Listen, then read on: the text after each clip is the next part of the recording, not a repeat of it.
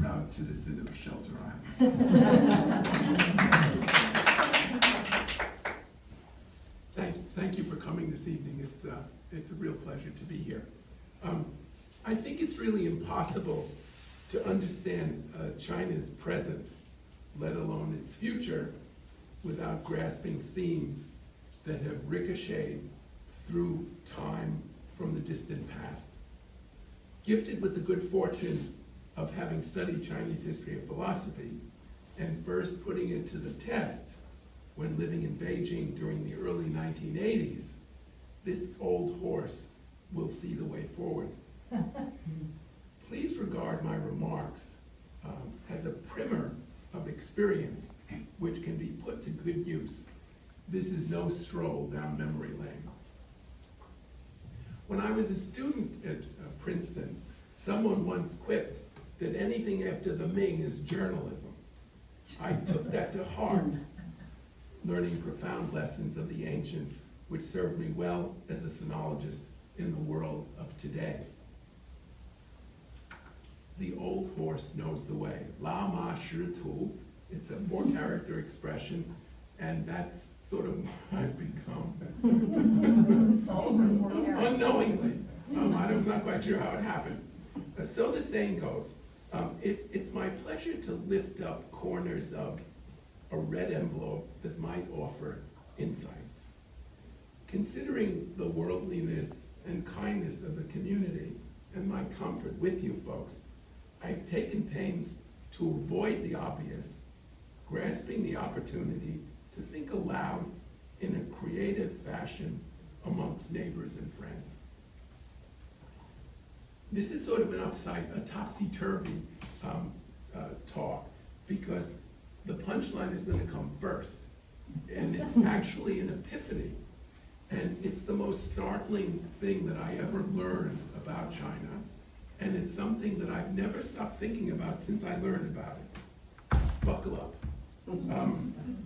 From the very beginning of history, China has been profoundly different.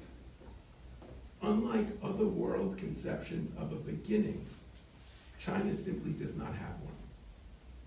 Lacking the notion of an external creator, Chinese civilization is unique in that humankind has always consciously made its own history.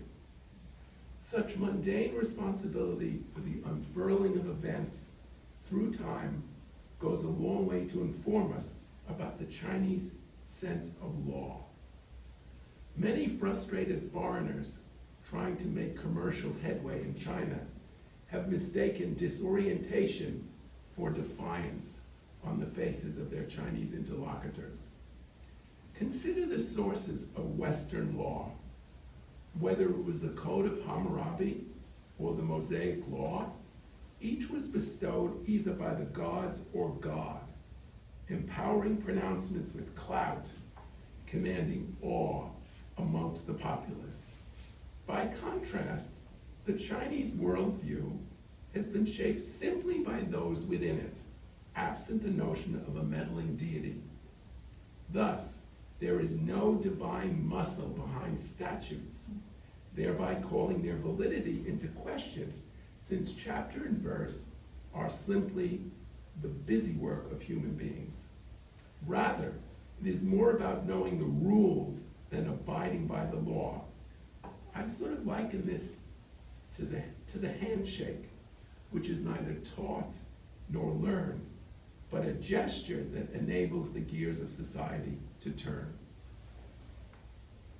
When a Westerner talks about reverence for the law, it doesn't fall upon deaf Chinese ears. Rather, it's simply a pitch that cannot be heard. In fact, resorting to the workings of Chinese law was regarded as a last resort, representing profound failure of social norms, in stark contrast, indeed, to the litigious West. In this context, let us consider the circumstances in which the great corpus of Chinese classics was written, and the society which developed from it. The spring and autumn period don't worry, I won't get too mixed up with the dynasties and all that kind of stuff. I'll zoom through this. The spring and autumn period, that's the 8th to the 5th centuries BC, was an era of great civil divide and unrest. It was the crucible for China's abiding philosophies, which shaped social structure and government up until the fall of the Qing dynasty at the beginning of the 20th century. Despite the differences amongst significant schools of thought in China, the primacy of humankind reverberates through all texts, and such texts went on to be codified, forming the bases for the education of scholars who went on to become public leaders of the country. It's worth mentioning, by the way, that primogeniture was banished in China in the 2nd century BC, which is really a fascinating fact. So anybody who talks about feudalism in modern China doesn't know what they're talking about. Because if land is alienable, one is not living in a feudal society. And China had alienable land since the 2nd century BC. That's just a good tidbit if you want to bore the hell out of people at a cocktail party. So the concept of meritocracy, rather than birthright, as the route to the civil service, was introduced during the Han period, which was the 2nd century BC to the 2nd century AD. And at this time, I might add, that the Brits were running around with woad on their faces. You know what that is? It's the blue dye that made people look like savages. So the Chinese were sitting examinations, and the Brits were running around naked with blue dye on their faces, just to put this in perspective. And it was later formalized into an examination system during the Sui period, the 6th and 7th centuries AD. Rather than taking the bar exam, one was readied for administrative service by commanding expertise in the classics comparable to Greek and Latin.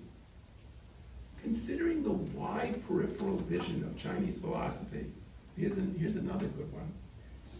Chinese painting, by the way, lacks a landscape, looks at landscape without a vanishing point.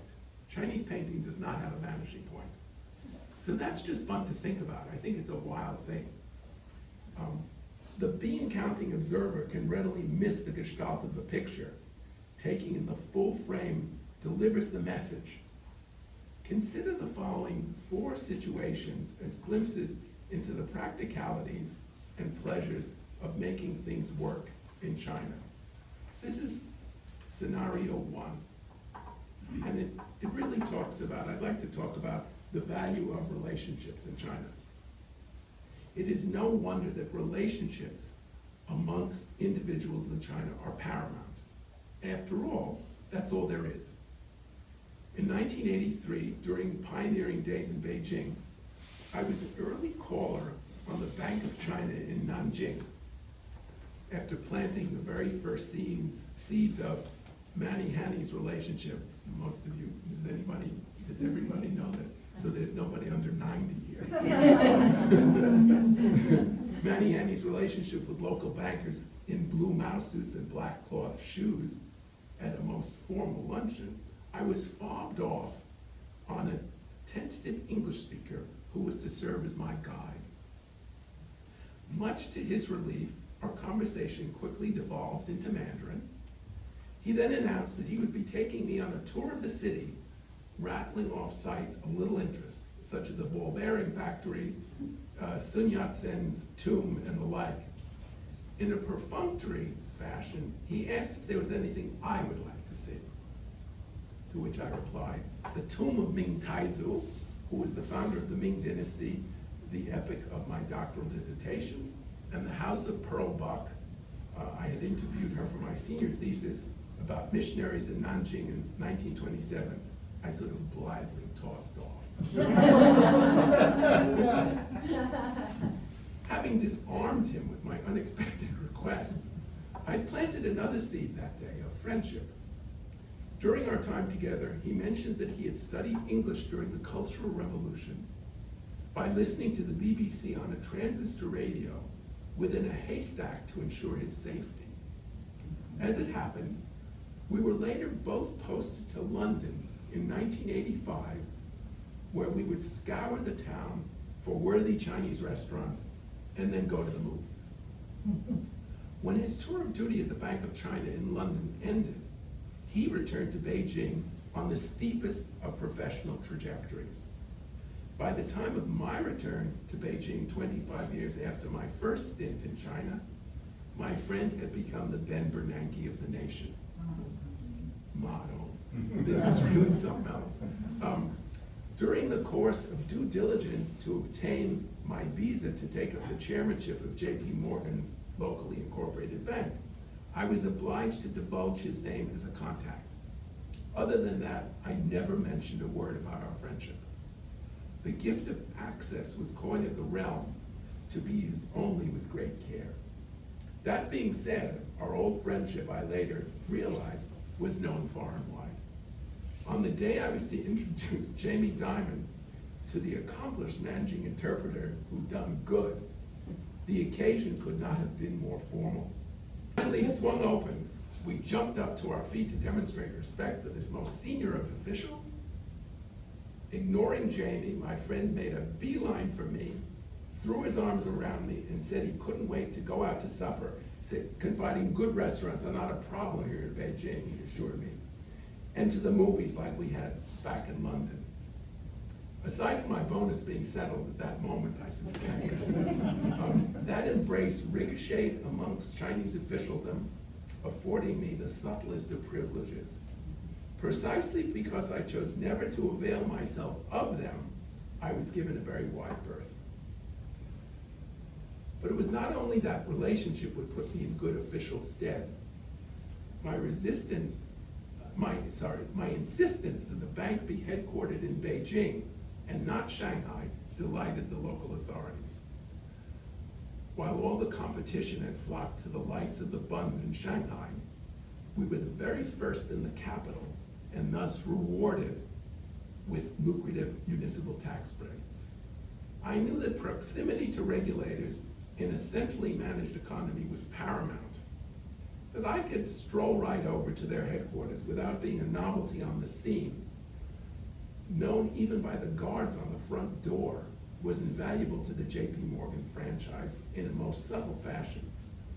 While bankers in Shanghai only showed up on formal occasions, I was breezily waved in, forever flummoxing the other bankers. Let's go on to scenario 2, the role of creativity. I quickly came to understand that our value to China was to provide financial services that were not on offer domestically. What is the point of opening a branch if ICBC, which is the largest bank in the world, already has 32,000 branches in China? I mean, why bother? What am I going to give away posters? Forget it. Thus, we followed our clients, tending to cross-border needs, going in both directions. With the emergence of Suzhou, it's a city not far from Shanghai on the Yangtze River.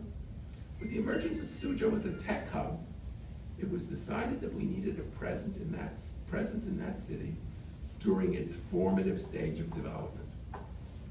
After doing significant homework, I arranged a series of meetings with local officials at all levels of authority up and down the ladder. After various meals, much toasting, and good ideas based on little more than camaraderie, I was ushered into the last of the regulators who would take the final decision. After requisite tea and small talk, and I dutifully delivered the famous line, above there is heaven, and below there is Suzhou and Hangzhou. You simply have to say that if you go to Suzhou. So it's like heaven on earth to be in Suzhou. Shang you tiantang, xia you suhang. I was then told that there was a significant queue of foreign banks before JP Morgan seeking local licenses. Well prepared with my own research, I nonetheless inquired about the process by which domestic banks went about applying for licenses within his jurisdiction. He went on to make it very clear that there were two very separate lines, one for domestic and another for international banks seeking approvals. I suddenly shifted gears and asked if he subscribed to the One China policy, which, with the aid of smoke and mirrors, allows Taiwan not only to stand alone, but within the nation as well. Responding in a fashion leaving no room for doubt, he assured me that Taiwan was indeed part of China. It is my impression that all of the banks ahead of us in the queue are Taiwanese. I politely let slip. The ensuing silence was a long one. He said, "You have looked into things," he pensively replied. "If that is the case," I continued, "why are JP Morgan and local banks in the same queue? As I see things, we are therefore all by ourselves in the international bank queue, with consideration of the local Taiwan ones surely processed separately." He sat back, not only gracious in defeat, a gift to me, but wise enough to understand that there was nothing to be gained by keeping us out based on some contrived technicality. We got our license, and I felt fab. It was just fantastic. It was so much fun. But that's the deal. You can have fun with this kind of stuff. Sorry. Now let's move on to scenario 3. And I'd like to talk about the value of theater in China.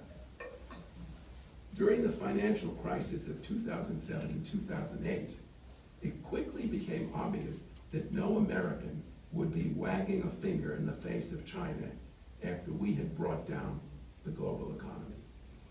Out of the blue, the local board of JP Morgan was summoned by the regulators for an urgent meeting. We dutifully trooped over there and were ushered not into our regular room, but rather into one with microphones in front of each seat around the table. Immediately realizing that we were in for a performance, I cautioned my colleagues to take care about their comments. When the officials sternly strode in, most unlike their usual affable demeanor, the microphones were immediately activated as indicated by green lights on their bases. Although all of the JP Morgan crowd spoke Chinese, we noticed that no interpreter had been brought along, a departure from usual courtesy.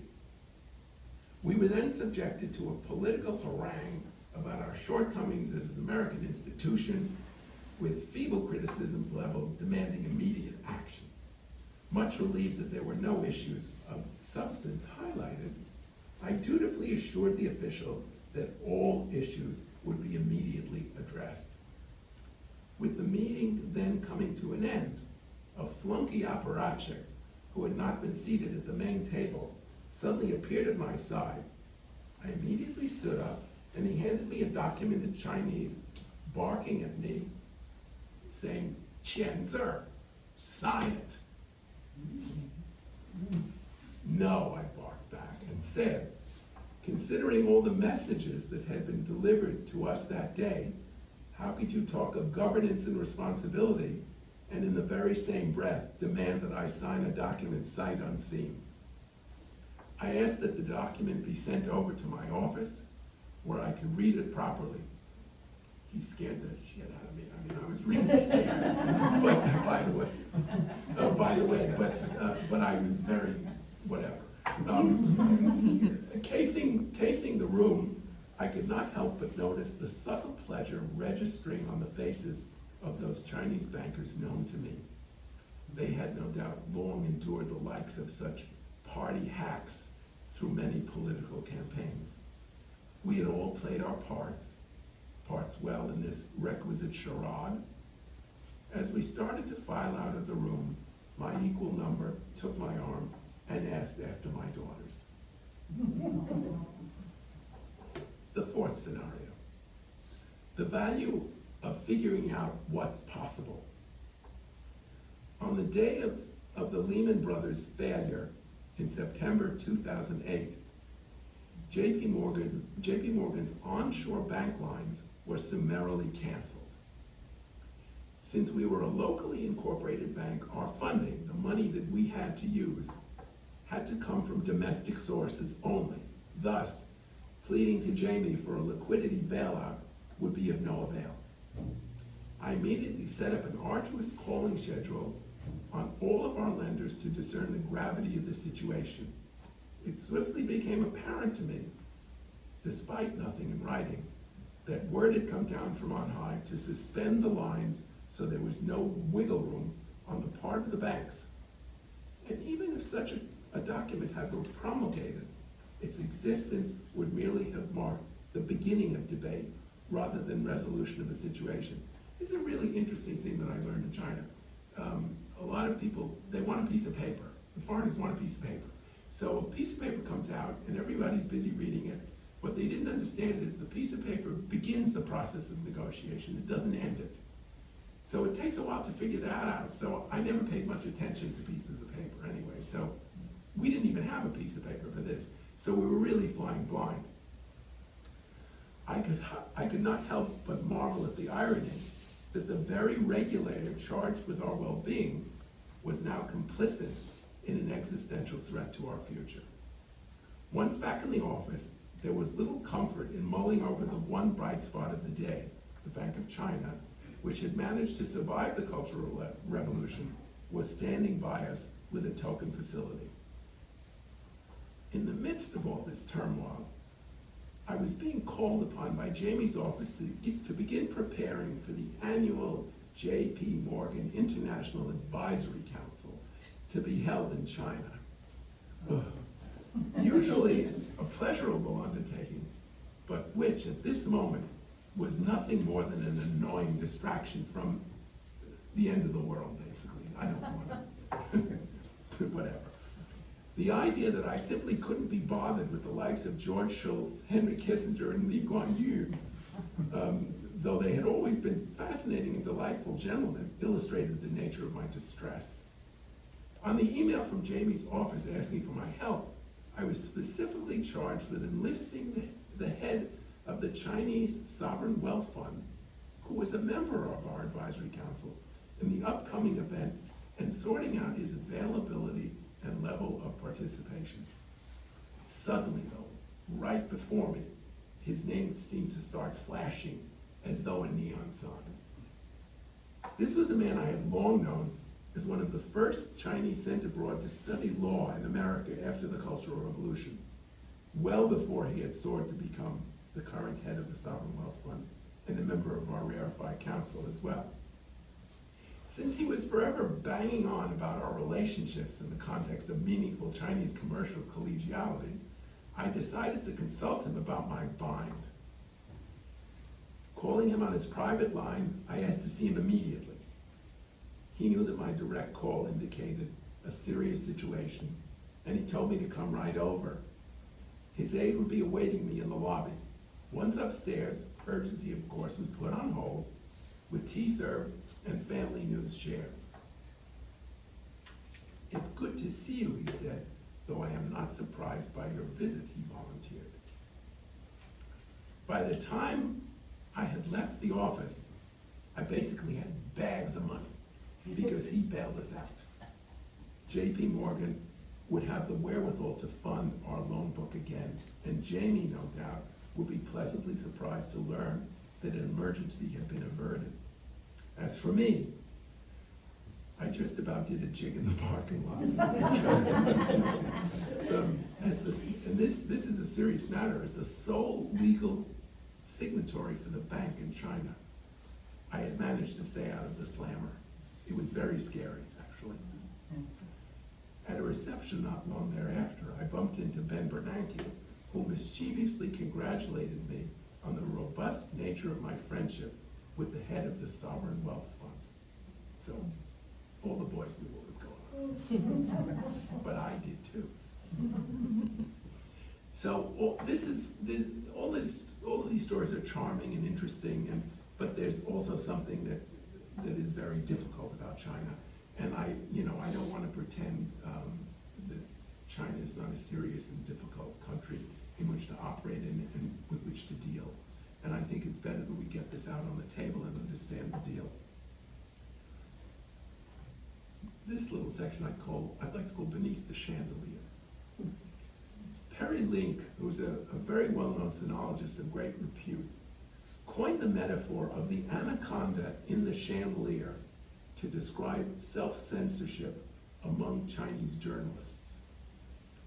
Ever mindful of the snake coiled above them, most internalize the unwritten rules, thereby dispensing with the need for a censor.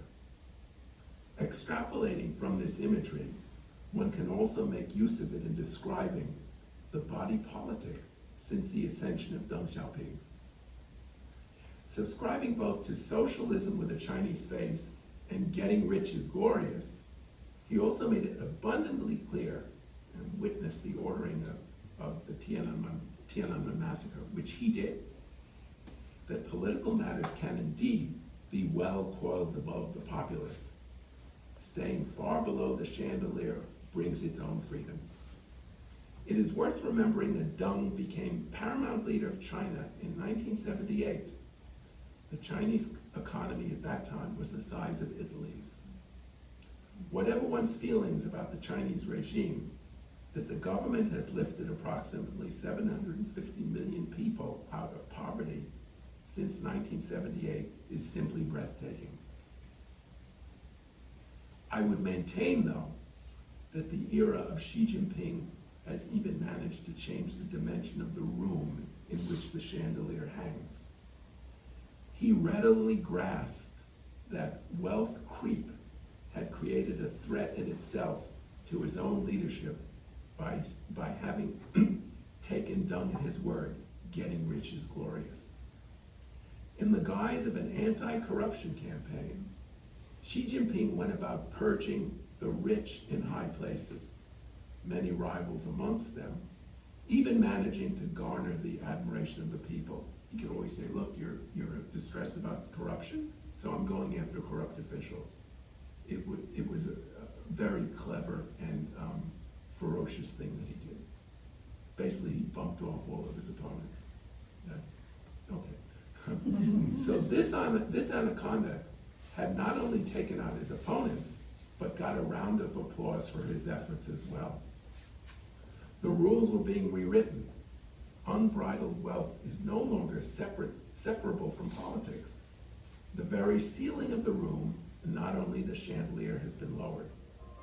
In such a new environment, the primacy of sterling relationships is all the more critical to success in China, reminding me of another four-character Chinese proverb.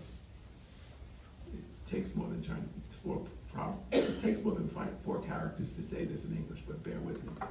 When one clean stream joins with a polluted one, the latter prevails. 同流合污. I'd also like to make a few remarks about the Chinese language. It's very important for people to get a better grasp for what it is and how it relates to politics and to China.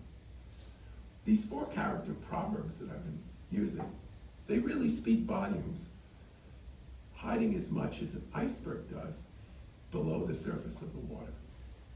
It is worth thinking about the Chinese language to give us insight into effective communication. A Chinese character was originally pictographic. Thus, its pronunciation cannot be discerned, nor is it declined or inflected. It's really important. That's what makes Chinese easy. You know, we all wrestle with verbs in Western languages, and it's a nightmare. Well, if you have a picture, you can't put ing in, or ed or s. So it's ran, run, will run. There's a character that says ran. You put a little thing at the end, and it means past. You put another character in the front, it means future. So it says I future run, or I run past. It's really a walk in the park, folks. I think you should think of a Chinese character more as an Arabic numeral. I think that's the way to really understand the Chinese character. Owing to the lengthy history and depth of the written Chinese language, it is no wonder that literary allusion has found its way into the language. There is a terseness about Chinese, since troublesome verb endings, gender, articles, etc. simply do not exist. But absent such signposts, context is all the more important. important in imparting appropriate meaning. And owing to the delights of tonality, giving rise to myriad homophones, a frame of reference is all the more crucial. At the height of the Cultural Revolution, the notorious four-character posters, primary means of political denunciation, often left foreign observers in the dark, since literary allusions of attack were a mystery. There is a lesson here. The inward focus of the Chinese government makes perfect sense. When dealing with a culturally homogeneous society, all the ground rules are well in place to ensure the syndication of political messages. But when it comes to communication beyond its own borders, China struggles. While bad news travels fast, in China's case, not even the good variety gets around internationally. Thus, the concept of projecting soft power abroad, like the Brits and the BBC, for example, not lately, is a puzzlement for the Chinese. It's worth mentioning, no one aspires to the Chinese model, and no one wants a Chinese passport. I'd like to make a few comments about Taiwan. And no one wants a Chinese passport, by the way, less than the resident of this controversial island. By the way, when it comes to the shared Chinese language across the straits, the language be damned. The Taiwanese are not interested in rejoining the mainland, but are satisfied with the relationship that they now have with it. It is a story largely misunderstood, Taiwan and the mainland, but easily explained. Aside from a 50-year interregnum from 1895 to 1945, by the way, I think you also have to think about China's concept of time a little differently. There's this famous story that when Henry Kissinger was speaking to Zhou Enlai, they were chit-chatting, and Kissinger said to Zhou Enlai, "So what do you think of the French Revolution?" And supposedly the reply was, "It's too soon to tell." So we're only talking about 50 years here. Aside from a 50-year interregnum from 1895 to 1945, when China was ceded to Japan, the island had long been Chinese territory. That is absolute fact. So let's get over that. Thus, when World War II came to an end, that Taiwan devolved back to China was only natural. But in 1949, when Chiang Kai-shek fled to Taiwan after losing the civil war to Mao Zedong, the stage was set for the current predicament. Owing to America's own political situation, the Generalissimo, as Chiang Kai-shek was known, a wartime ally who had been defeated by the communists, was nonetheless considered the rightful leader of China, whose point of reference faced westward from Taipei rather than eastward from Beiping, which Beijing was then known. It was then known by that name.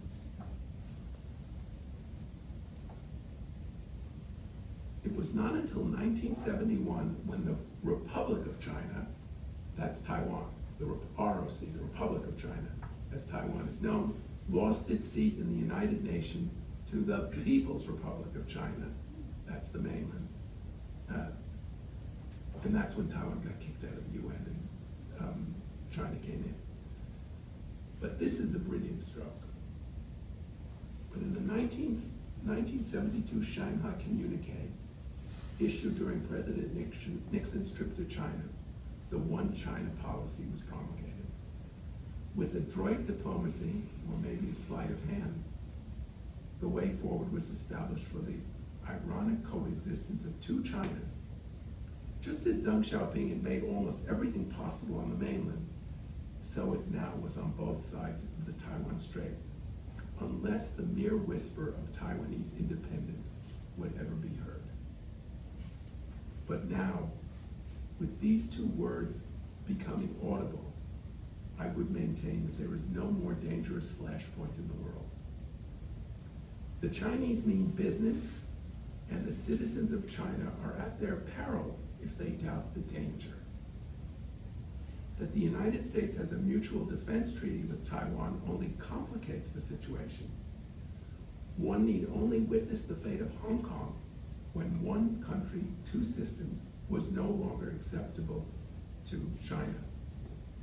By the way, it's worth remembering that the Brits left absolutely no tradition of democracy in Hong Kong.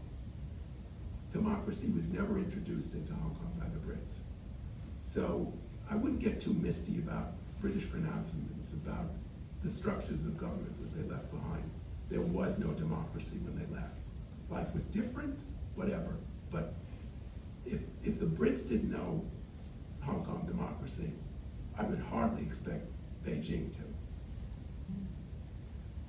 It is worth remembering that China is also surrounded by nations that have despised it longer than the United States has even existed.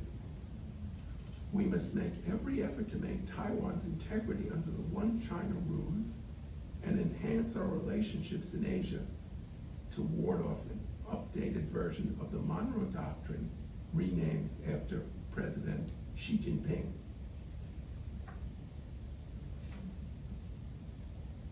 A few comments on the way forward.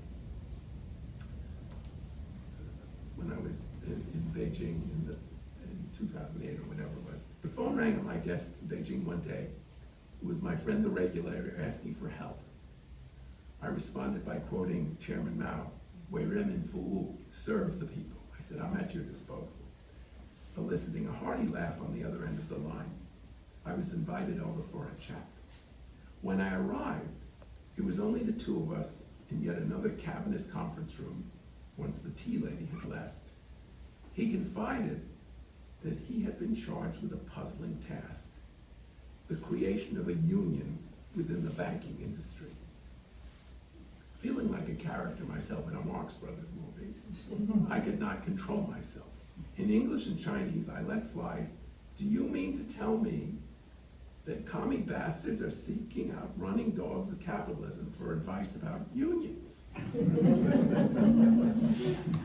We roared with laughter again and got down to business. It was only a matter of time before I had identified appropriate colleagues in New York to assist in the task. It is worth remembering that China, a communist country, also lacks a social safety net, but is awash in cash. With such anomalies in mind, I would suggest that there is a coincidence between what China needs and the products and services that we can provide. There is a way forward. Although the financial crisis turned the tables on us, that does not mean the Chinese are not willing to make the most of a worthy relationship. While there is indeed a word for reciprocity in Chinese, it differs profoundly from our sense of the concept. Rather than being transactional, it is iterative, with each exchange creating new obligations. If one is lucky, a lifetime of compounding obligations makes for profound friendship. Such relationships engendered along the high road, with sights on the horizon, can enable the impossible. It's the long view or nothing. Thank you.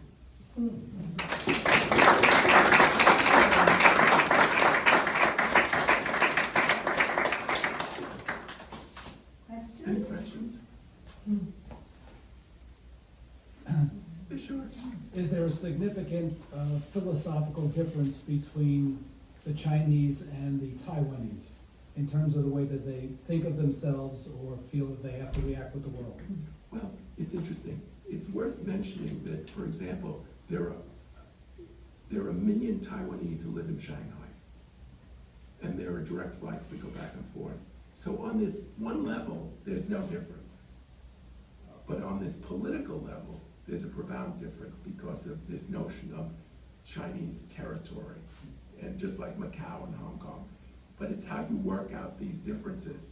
So Chineseness is a very hard thing, to describe. So I'm not sure quite how to answer that. Okay, carry on, keep asking stuff. No, really, no. Yeah, but on the other hand, if the Taiwanese look at what happened to Hong Kong, Yeah. which was a thriving, portion of China Right. before the British let it go, it expired. You know, and the force, it was just, you know, it's to the mainland Chinese or the government, it's my way or no way. And you have to bend to what my way is. But they really don't, because all they have to do is not talk about independence. That's the only thing and Taiwan is a thriving country.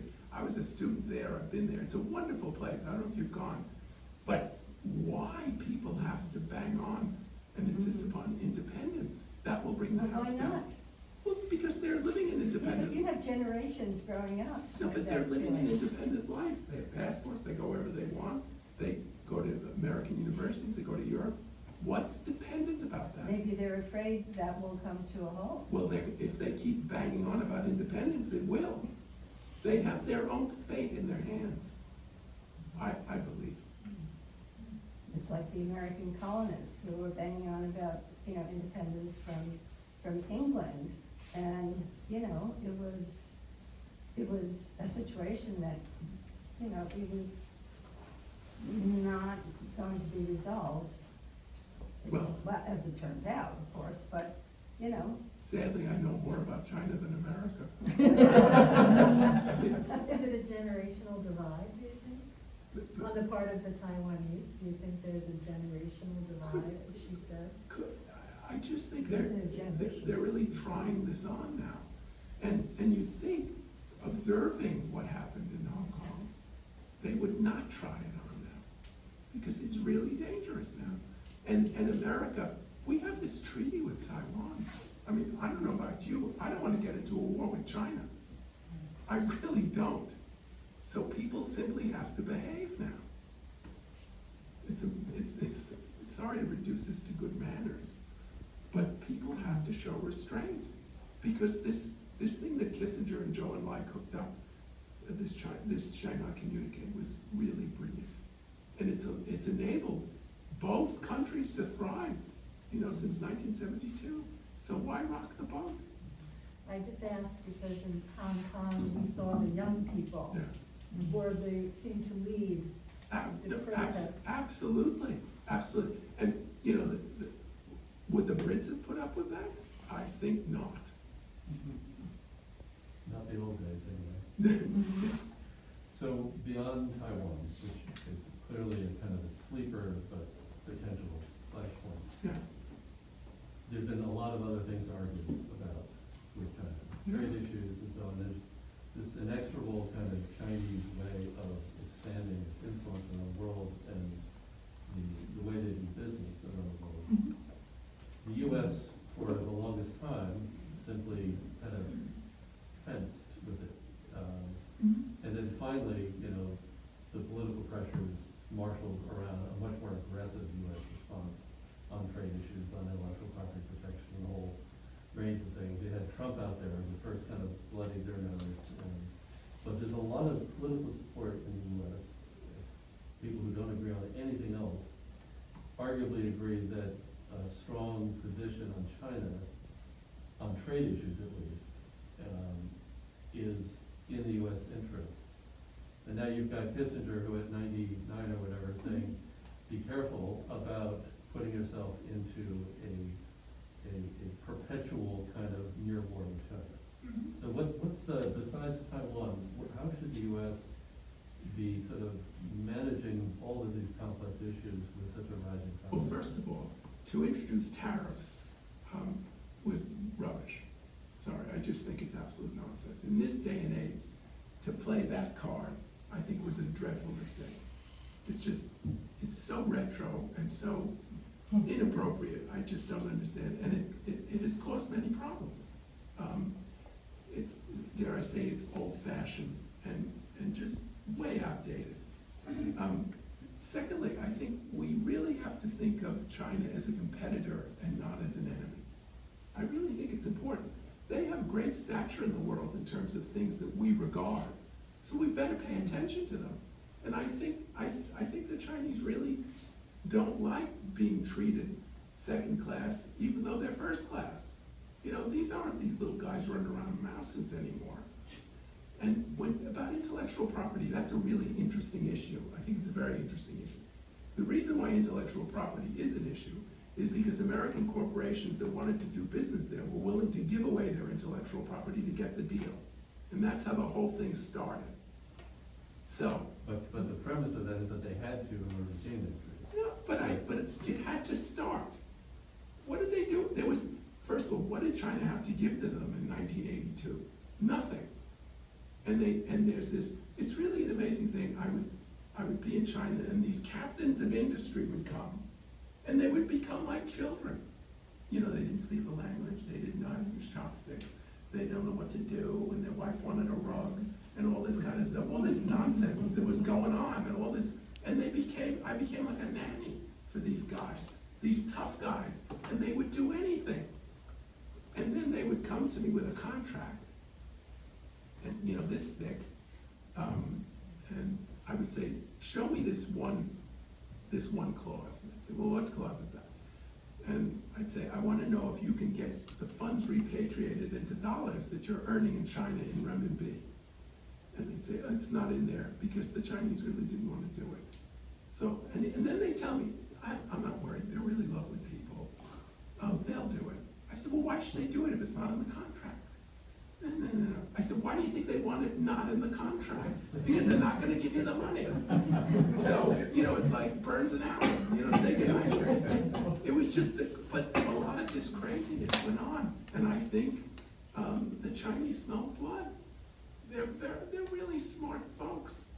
So I'm not making excuses for duplicity or anything like it. But all of this behavior has a history. And we don't have to like it, but we sure need to understand it. And I think we really have to make efforts now. Yeah, another thing worth mentioning is it's worth looking at China's stance now with the Russians and the Ukraine. The Chinese are nowhere to be seen. They really aren't. First of all, they hate the Russians. It's worth mentioning. There's no love lost between the Chinese and the Russians. So it's a non-starter. So the Chinese, I think, would like to stand full-fledged next to us rather than deal with this insignificant little troublemaker who is Putin.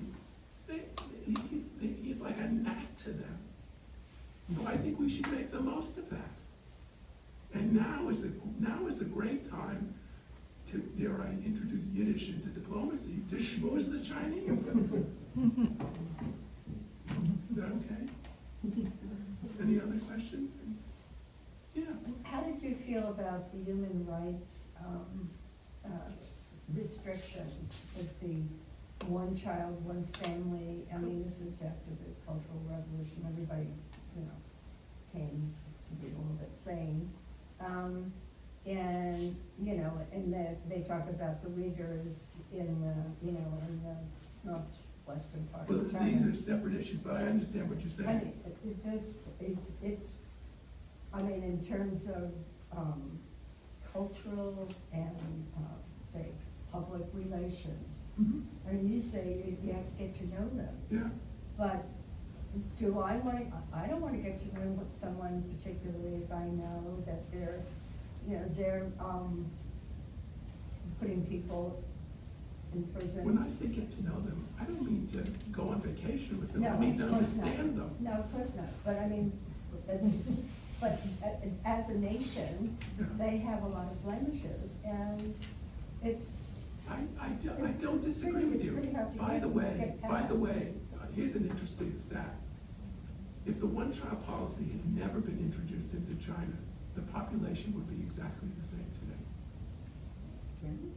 Isn't that extraordinary?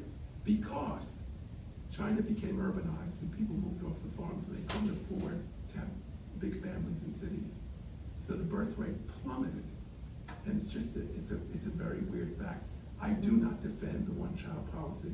By the way, I knew that when I was there, you What? know, when I was there on a trip, yeah, and, you know, the tour guide, well, maybe he was saying it for our benefit, I don't know. But the thing is, there then, if you had more than one child. No, I agree. That I'm not, second child wouldn't get educated, wouldn't get You're- medical help. you're A lot of them wanted to have a second child. I didn't say they didn't. They couldn't. They weren't allowed by the government. Yeah. I don't subscribe to that. And by the way, I'm the father of 2 adopted Chinese daughters who I would not have had there been no one-child policy. I have an interesting thought. You can just don't be business like that. I guess That's my daughter. It's more of like a comment, I guess, to think about, is like, I think also, in terms of, right, this like, I guess I have a question about super anti-China rhetoric. I feel like a lot of the news that I hear is super, like, seeing China as our enemy, and I'm wondering what you have to think about, or like what you say about that. I don't know why the US has positioned itself, like, on media fronts is like very, very anti-China. That's one question. And then I guess my other point is, I'm like a young person, like, I'm like 24, I have a lot of friends, I'm Peter's daughter, by the way. You're not- All of my You're not friends knocking are on all her. Chinese, they're all, some of them are from mainland and some of them from Hong Kong, and I get advice with them all the time about this stuff. I talk to them all the time about this stuff.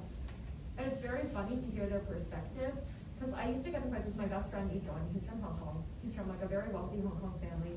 He's like really not doing badly. None of this political trauma in Hong Kong has affected him at all. And I'm always like, so what about the Uyghurs? Like, what are you saying about this? Like, John, like, that's such a human rights issue. And then he'll come back to me and he'll talk about the media actually, and he'll talk about all the bad things that happen in America too. And it's actually kind of It's still fascinating. happening, of course, yeah. Yeah. No, but it's kind We're of not living in interesting. an ideal world. Yeah, no, to think about, right, like I think sometimes when I watch TV, I'm like, oh, all this super anti-China stuff. But I think it's just because they've been positioned by media as sort of our enemy. But right, kids are getting locked up at the border in America too. That's You what know, we're reading in China. It's worth It's like two mentioning different stories. that the Chinese are really good at killing each other.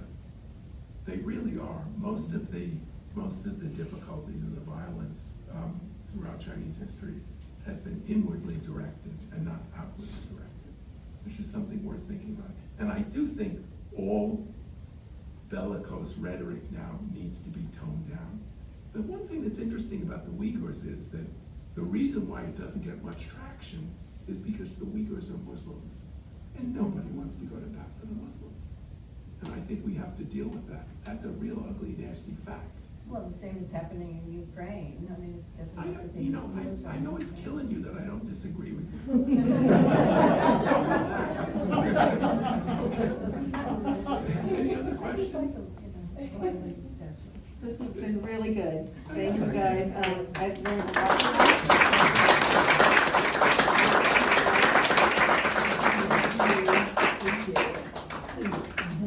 So, we're gonna, this is recorded. We may edit out just a thing or two. I'll send it to Peter for vetting, and it'll be on our YouTube channel. And thank you all for coming.